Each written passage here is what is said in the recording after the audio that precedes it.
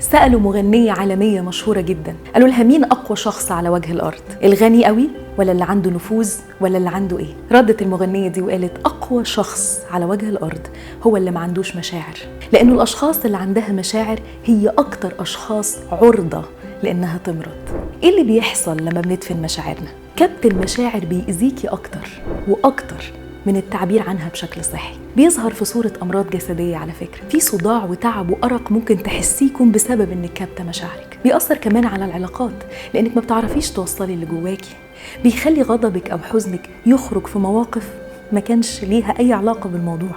مثلا في أشخاص بتكتم غضبها في الشغل بس بترجع البيت بتنفجر على بيتها وأسرتها وأولادها. عشان كده أشجعك تاخدي خطوة عملية، اختاري شخص أو مكان آمن جدا تعبري فيه عن مشاعرك بدل كبتها.